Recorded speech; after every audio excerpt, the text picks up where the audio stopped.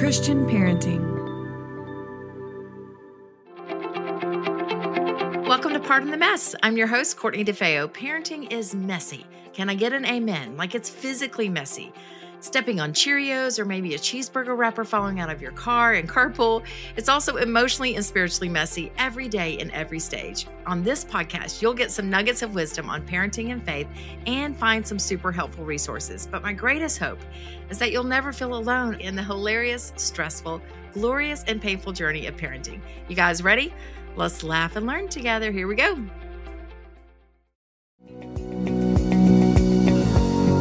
Did you know that Christian Parenting has an entire online store filled with resources created to help you confidently raise your kids to follow Jesus? Well, we do. And today we want to offer our podcast listeners a special 15% off discount when you use coupon code podcast2024 at checkout. Our Christian Parenting store is filled with products for both parents and kids. These resources will help you pray for your kids, walk through life's ups and downs, and develop great faith habits at home. We have everything from prayer journals for parents, family discipleship tools and activities, and a variety of books. We also have products just for your kids, like devotionals and scripture-based cards to stick in their backpacks. We consider it an honor to provide you and your family the resources you need to build a strong faith foundation. You can visit christianparenting.org/store to see everything that is available, and make sure you use coupon code podcast2024 at checkout to get 15% off your order.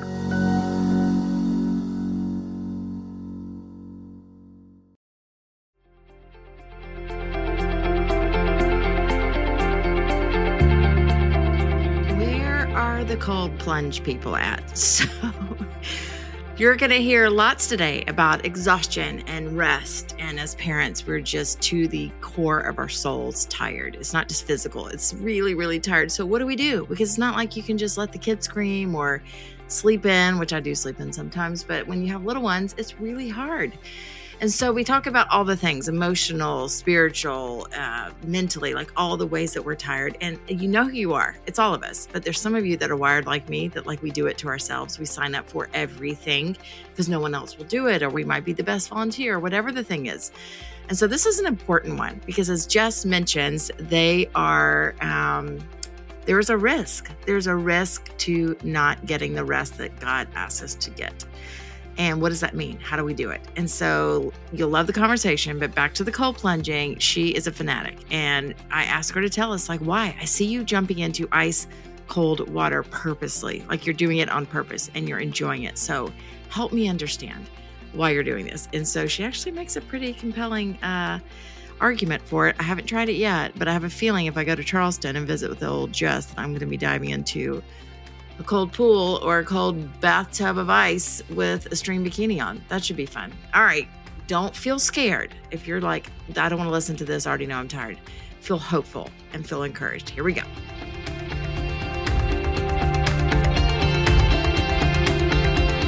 Good morning. Oh, my voice is already gone. Good morning, Jess. How are you? So good. Thank you so much for having me. You're welcome. Hey, what's going on in your necklace? Is this charms? Is it one necklace or many necklaces? It's charms. There's a many of them. Oh, okay. I used to have a charm bracelet that I collected. Maybe I should bust that back out. I think I want a bracelet next. It's really cute. So you're just adding them yourself? Yeah. Yeah, or like people will get them for me for just like gifts or like little moments. I love that. My husband just got me this one a couple weeks ago, and is that a giraffe or an Eiffel Tower? What's the? It's a key.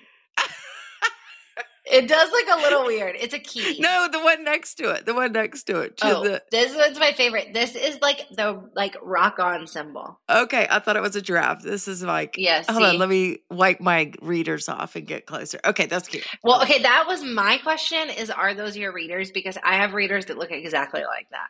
Okay, well, we're in this stage where they're just everywhere. I have real progressive lenses, but I sit on them and they're like Warby Parker and I can't find them. So I'm turning into my mother, and I just recently apologized to her. I'm like, I've made fun of you, and now I am you. I have like TJ Maxx sets all over in a hair. Everywhere. I have them everywhere. Yeah. And they are so like disgusting. There's like fingerprints. So, Why is it with the readers are so much more disposable than regular glasses? Is it the price? I guess. Is it that you don't wear them all day, so you have to take them off? I don't know. It's a thing. See, and you can do yours on Zoom. I can't do mine on video. I roughly can see you, but it's probably why I was like, is that a giraffe? I have, in fact, my eye appointment at 2, and I've never worn contacts, and they tried to get me to do it, and I was like a child. I couldn't figure it out. I'm like, I'm going back to the readers. I can't do the contacts. Yeah. It's too much. Okay, another thing we like to talk about besides your necklace is the cold plunge. Can we talk about the cold plunge? Why do you love me so much? I love this interview. Let's do necklace, readers, cold plunge. These are my 3 favorite things to talk about. Okay, perfect. Because I've been hovering on your account for years, and so I know exactly what's going down in the public world. But cold plunge is something you've committed to. I can't think of anything worse. I want you to know, in my private life, you don't want to bring up cold plunge with me because I am putting a smattering, just a sprinkle online about how intense I feel about cold plunge. I don't know if you've seen any of the TikToks or Reels where people are like, the cold plunge people are crazy. We're crazy. And my friends are like, please don't ask about the cold plunge. Please don't ask her about the cold plunge. Please don't ask her about the cold plunge. Because Courtney, I'm not playing. You're in. I am in. Okay, well, why? It's obviously working. If you would put your body into freezing temperatures, what is happening? I'll tell you why. So I have an autoimmune disease. I have an autoimmune disease, and I have a couple other health things that I've had going on for years.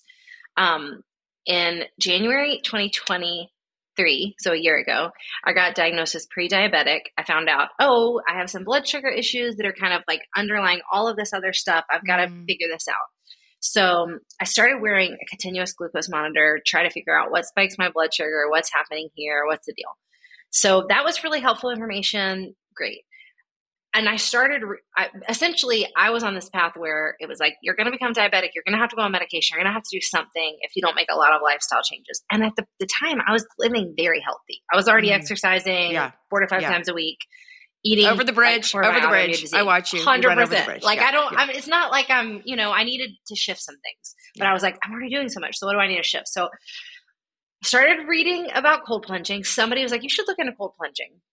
So January to July, I'm just reading about it. I'm just like, okay. And everything I read is it's very good for autoimmune diseases. It's really good for people who struggle with inflammation. It's really good for blood sugar. But also then it has all these mental health benefits. It's great for energy. It's great for mental clarity. It's great for anxiety. Also things I would like some help with. So a gym that is about 2 blocks away from me got a cold plunge in July. And they basically said, if you're a member here, you can use our cold plunge. And I hate the cold.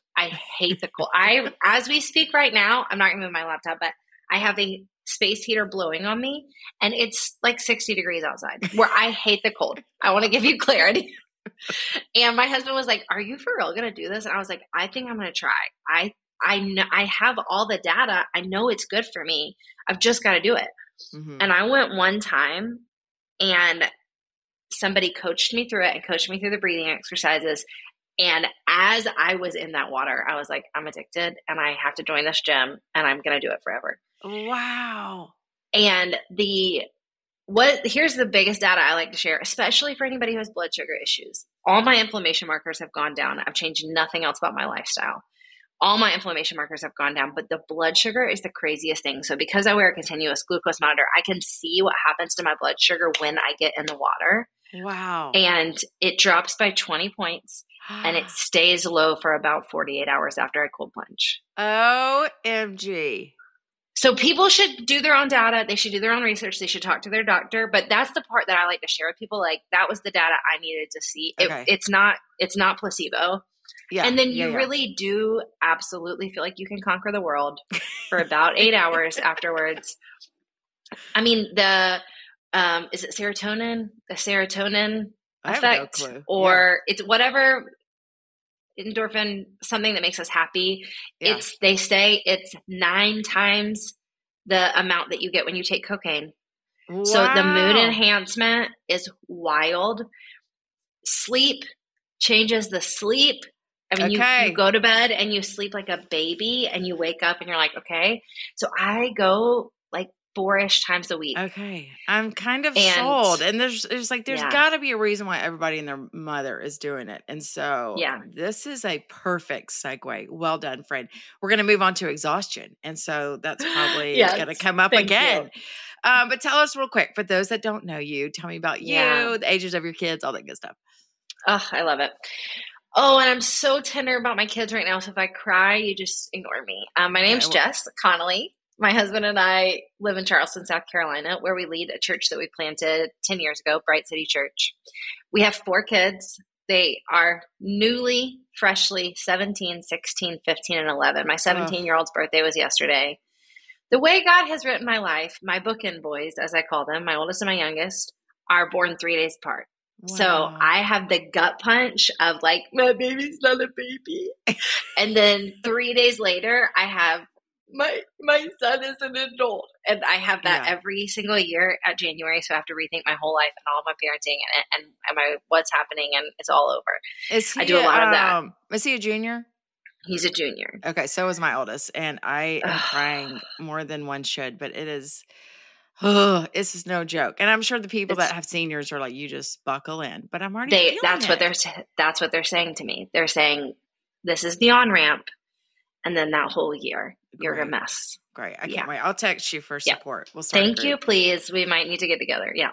So those are the ages of my kids. I also run a small business called Go and Tell Gals, and we coach women. Specifically, we coach a lot of female authors and speakers and small business owners, women in ministry.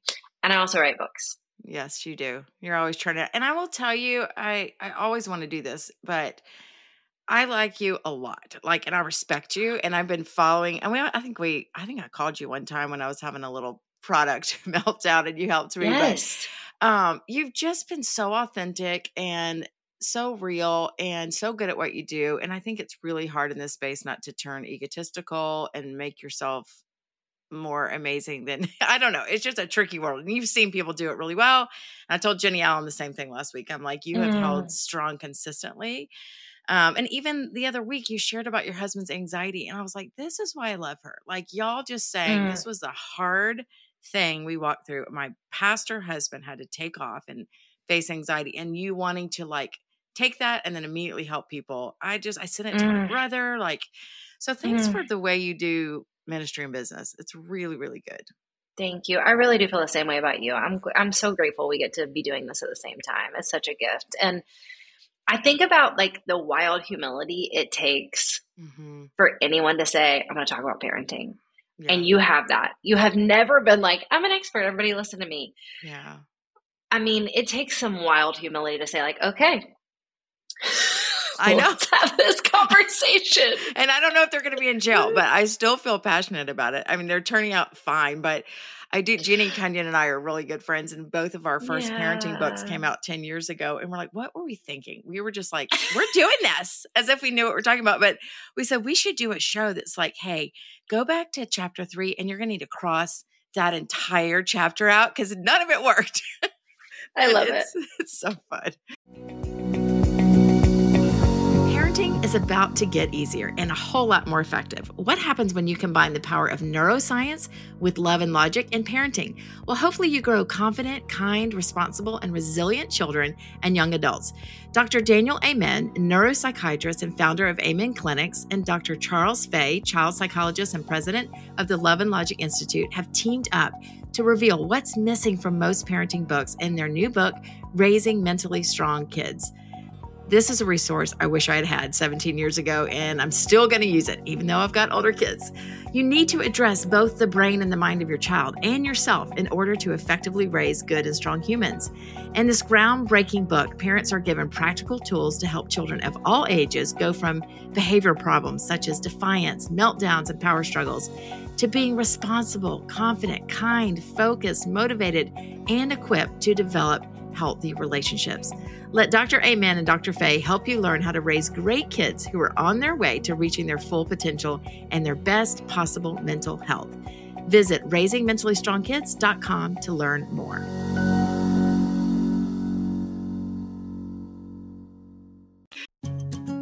As parents, we are all juggling busy households. Sometimes life gets a little messy, and that's why I love Home Threads, the perfect blend of comfort and style for your lively household. Home Threads has everything you need to make your house a little more peaceful in our chaotic world. At homethreads.com, find furniture that's resilient as your family. From pieces that stand the test of time to kid-friendly organizing and storage solutions, we've got the essentials to turn your mess into a masterpiece, all at the best value. I have received some pots and pans, some pillows, and a beautiful lamp, and I can say I truly love the value, and they just look great in my home, and I enjoy them so much. So thank you, Home Threads. Head on over to homethreads.com/mess and get a code for 15% off your first order today. Because life's messy, but your home doesn't have to be. Home Threads, where style meets the everyday mess. Home Threads, love where you live. Okay, so your newest book, Tired of Being Tired, is coming out this week, and I love the subtitle. It says, Receive God's Realistic Rest for Your Soul Deep Exhaustion. And every mother listening is like, holy moly. So let's talk about it. Was there a moment, I know you've probably had moments of exhaustion your whole tenure as a parent, but was there a moment that were like, this is an issue big time with women? Yeah. For me, it's really personal, and you know this. We've all lived this out. The best books, or I would say the best isn't even the right word, but the most honest books, and I pray the most helpful books, are the ones that come from our deepest pain. And so for years, I would joke and say, I'm going to write a book on rest. I'm going to write a book on rest. And I would say it, saying like, that means I'll get to rest a lot and be an expert at that. And what I didn't realize is that, most people who have written a book on rest, I don't know, actually don't know if this is true, but this is my truth. I had a breakdown. I had a mental, spiritual, emotional, physical breakdown. And that led to really, it just so happened that I was in the middle of this breakdown as I had a trip planned to go see my publisher where we were going to storyboard out my next book. And I emailed them the week before the trip, and I said, I need to be vulnerable with you guys. This is a new publisher. I've never written a book with them. And I was like, I just got to give it to you straight. I'm a wreck right now. So there's a lot going on in my life. I don't really know who I am anymore. I'm not sleeping. I'm exhausted. Emotionally, I'm a wreck. Do you want me to come? Oh, and by the way, I don't have a book idea. Like, I don't have one. So I was like, do you want me to come? Because I don't have a book idea. And they were like, well, we've kind of already made plans and the ticket's booked. So why don't you come and we'll see what God does? And I was like, okay. So we got in a room and I sat in a chair, and basically they were like, what are you feeling right now? Like, what are you wrestling with? And what ended up coming out of that day was I said something along the lines of like, if Matthew 11 is true, if Jesus says, come to me, all who are weary and burdened, and I'll show you rest. I'll give you a lighter and freer path. If that is true, I am looking dead in the face of Jesus and saying, "Is that real? Yeah. Are you real?" Yeah. And if you're real, and if that's true, what is the problem? And so essentially that day, sitting in that room with my publishers, they just kind of handed me a bunch of questions back. And they said, okay, we just want you to ask these questions. And so for me, in the middle of this truly mental, physical, emotional, spiritual breakdown, I started asking some of these questions and started studying some of these things in scripture. But yeah, so that's what happened. And then what happened is I started to look around and I said, every single woman I know is tired. Yeah. The moms are tired. Guess what? The empty nesters are tired. Yep. A lot of us in this motherhood realm are like, it's going to get easier. But like, I'm talking to women in their 60s who are like, I'm just tired, busy, but good. And I'm like, there's no good news. Yes. There's no hope. But guess what? The college students I know who don't have kids yet are tired. Yeah. So what is happening? Why are the women of God so tired? And you're saying not tired. Like, of course we need a nap, but you're saying like it's deeper than that. Yeah. Like it's soul. I think it's deeper than that. And I would say, like, just so we can cut straight to it for moms, physical exhaustion is real. And especially for moms and for parents, there are seasons of our parenting where we cannot mitigate physical exhaustion. We just can't. We've got newborns, or one of our kids is sick, or we're in a hard season, or there's sleep regression. Like, we can't help that. But what I began to notice when I started to ask myself some of these hard questions is that a lot of my exhaustion I was volunteering for. Even a lot of my physical exhaustion I was volunteering for. A lot Ouch. of Like the I'm feeling ways sweaty. I'm feeling I sweaty. know it hurts my feelings too. There's this West Wing line. I love the show The West Wing, and I think there's a West Wing line for everything. There's this West Wing line where somebody says, people aren't victims of this, they're volunteers. And when I watched it, I was in that season and I was like, I'm not a victim of this. Now, in some ways, again, there's this inescapable feeling of being human where exhaustion is real. And I actually believe that Jesus is coming toward us with compassion. But the point is, he's like, you could rest. Yeah. Yeah. And a lot of us are like, I don't know, I'm too busy. You don't understand. I have kids. I don't know, Yes. Or like, I remember sitting up one night writing a blog post. Remember when we blogged back in the day? I do. And I loved it. I was spending like 3 hours and I just thought this was epic work. And I was crying and he was like, what deadline? Like, whose deadline? Like, and I said, I don't have a deadline. Like, I literally put it on myself that I would post on this thing for 3 days. And he's like, nobody is sitting around being like, well, Courtney, post the blog. Like, so it was just, you're so right. And I think very practically, we do that in our schools with our kids and at the church. Yeah. And we think if we're a good mom, if we're a good pastor's wife, ... we show up for all these things. So that is a huge thing. Listen, taking that line and applying that line directly to mothers, like, what deadline? Yeah. Yeah. What is the whole deadline for this motherhood thing? Like, when did we start to believe that there was a product that we were supposed to be completing, or a project that we were supposed to be presenting to God for a grade in these children, in this mothering? And everything I hear is that it's ongoing. Everything I hear from people who are wiser and older is like, this, when we say this is just the beginning, it's because this is just the beginning. It's okay. You're figuring it out.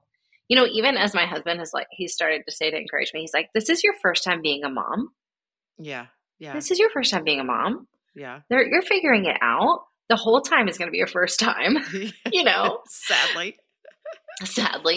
But yeah, I don't know. So I think even asking that.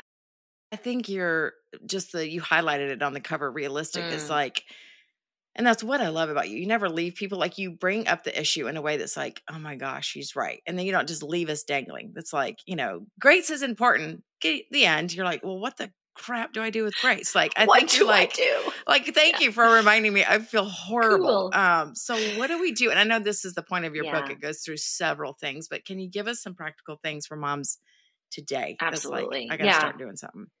I'm so glad you asked, because let's give some people some hope. And I don't know if you're like me. I've read every rest book there is, and I would read them and number one, feel like, wow, that would be really cool if I could do that. But I actually don't have an assistant, and I can't go to a silent retreat.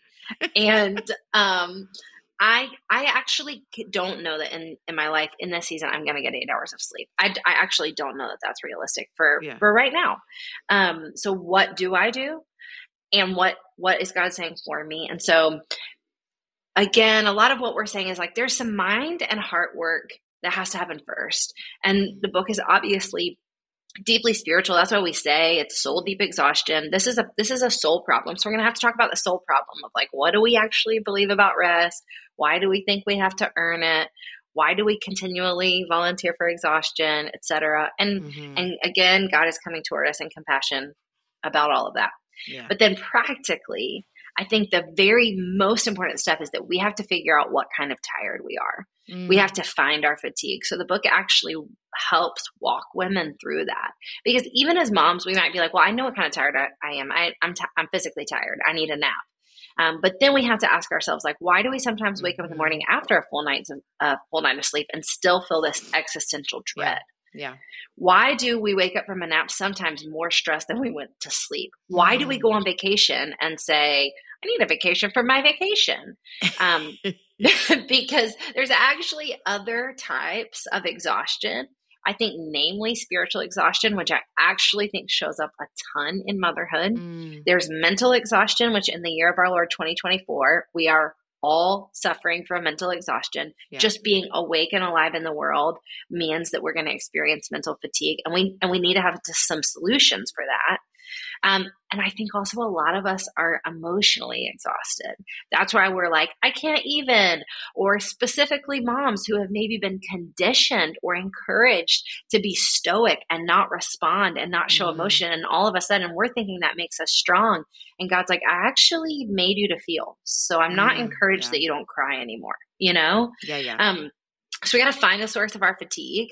And then I think we have to implement really simple, realistic daily sips of rest that will help us start receiving what God has for us, start coming into agreement with this truth that we're not just like workers in a cosmic factory. You know, we're kids, we're daughters.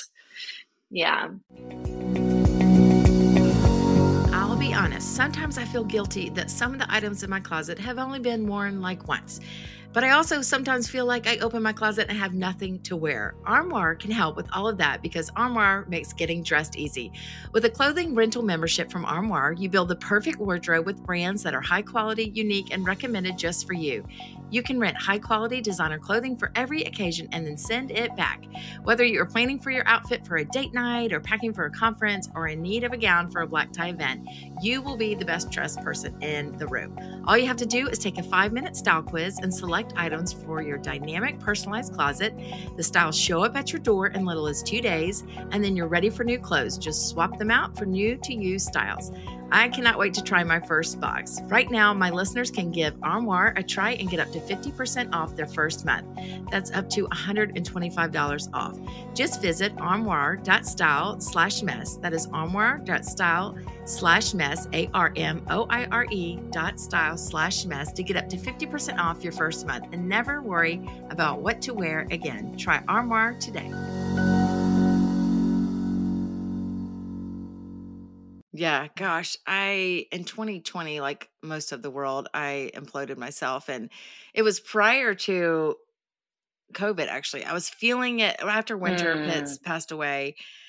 I kind of started spiraling down and was like, what is my life for? You know, that kind of thing. But 2020 to 23, I took off. And I think in the past, I would say, I'm burnout. And I would do like a sabbatical, you know, like I would do a 1-month media thing.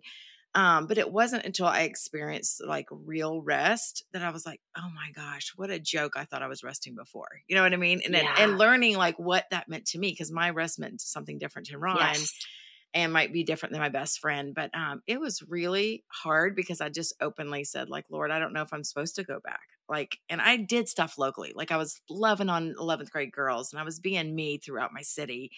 But it was like, I'm turning off all the faucets of online speaking, podcasting, all that stuff. And it was life-changing. Like, and I think that I thought I really thought I was going to roll out like 50 pounds lighter and just be like, Dana.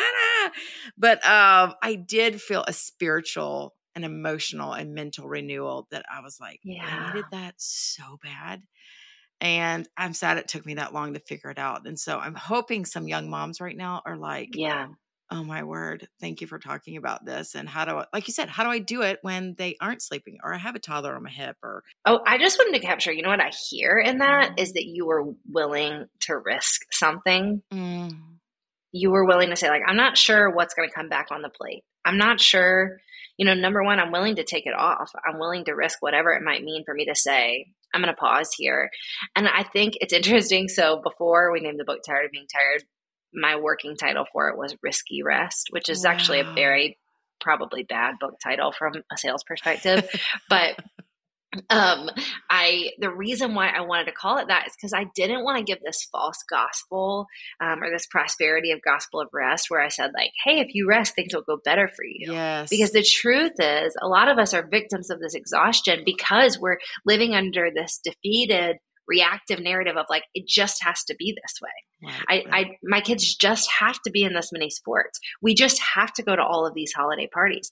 I just have to volunteer at all of these spaces. If I don't, who will? Or I have to show up to this, or I have to keep doing this. Or, you know, we live in this reactive defeat. Meanwhile, I think God is like, right, where's the deadline? Yeah. Said, Yeah. said who? Did I slip you that job description? Yeah. And what are we willing to risk when we don't rest? What are we willing to risk by saying it just has to be this way? That's right. Is it our yeah. souls? Is it our I think family it's being pace? misunderstood that some other Yeah. mom will think I am not supporting my kid, or some other mom will think Yeah. I'm not a good volunteer. For me, it's tied up in what people will think. When it's like, if you just follow what 100%. Jesus wants you to do for your life, like, who cares about the rest of them? But it's gripping. Like, you want It to is. be perceived as a person that's there for the team. I mean, even right now, there's a soccer game tonight, and I have not gone to very many. Larson's a freshman. She sits the bench. But the older moms are like, we need a crowd. And so there's just this tie between, like, I know I need a night off and I know I need a night at home, but I don't want the older moms to think I'm not a good team mom on the soccer team. So it's all those man, I almost cussed. Yep. What is happening? A mind game. What just happened? I did it. Mind was leading to something different. I love it. A mind game that's like, why am I getting trapped in this? Yeah. But I know the safest place to be is doing what God asked me to do. And Lord, okay, let's end here. Will you talk to us about what happens if we don't think about this? Like, if we go 10 years and we're just hitting the pavement and we're just surviving, like, what is the risk on the other side of not paying attention to this call to rest? What a good question. So something I did a little different with this book, I'm sure you're probably like this too. I usually have a couple of friends read my book as I write it, and give me feedback. And this time I was like, let's make it extra. And so I had 70 women from all walks of life, all demographics, all around the world read the book as I wrote it and give me live feedback as I was writing it. It was very humbling. But again, I wanted it to be realistic for women in all different seasons. Single moms, women with young kids, students, empty nesters, etc. And I have a chapter in the book called "It Will Get Worse If It Doesn't Get Better." And one of the women gave me really direct feedback, and she was like, "I don't like that. You're not typically a bad news girl, and I think you're being over dramatic. And like, will it really get worse if it doesn't get better?" And I was so grateful for her bravery to ask me that question. And I was like, I'm going to really think about it, and I'm going to pray about it, and I'm going to talk to God.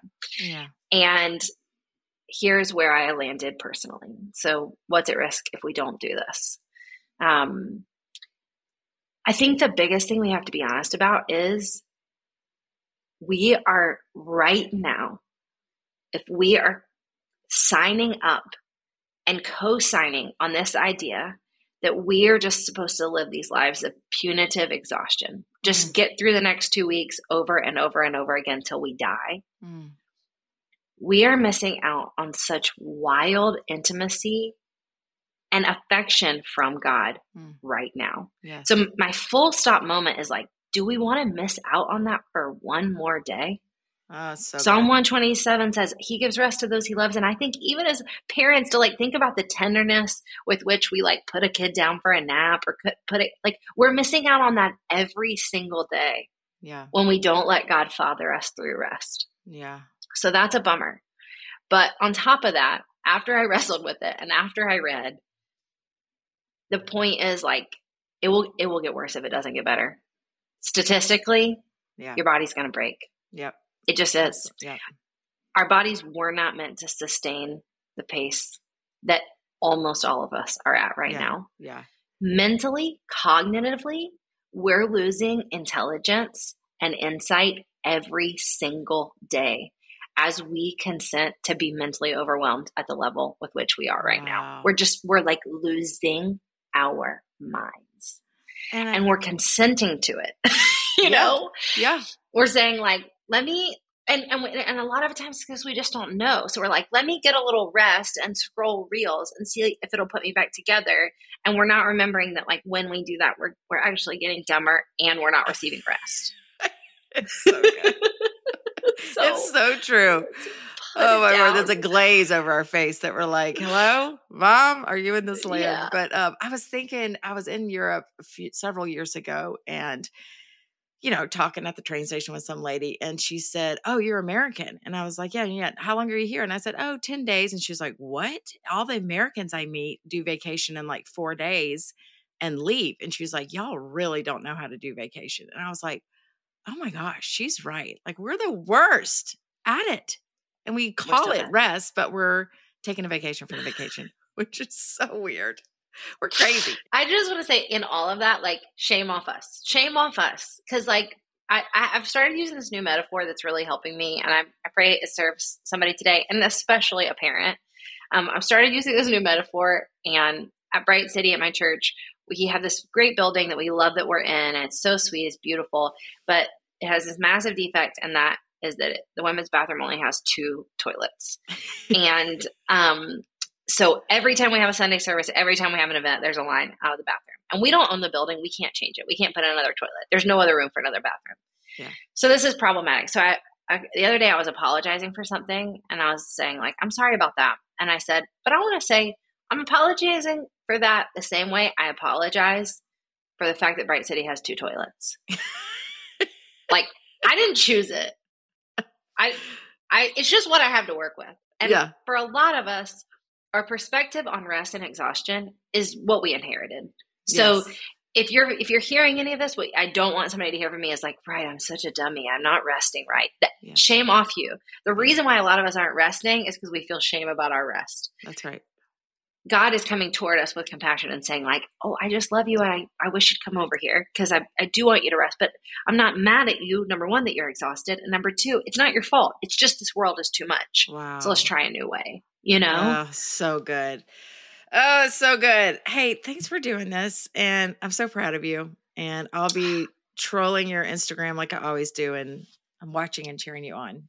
Well, I'll be waiting for you to come cold plunge with me. And as soon as you want to, I need you to. Okay. I'll do it. Okay. Oh, my word. Can I wear a wetsuit or do I have to wear a bikini or what's happening? Oh, I'm putting you in like a string bikini just so you get as cold as possible. So awesome. Have the best day. Enjoy your lunch. Thank you. Bye.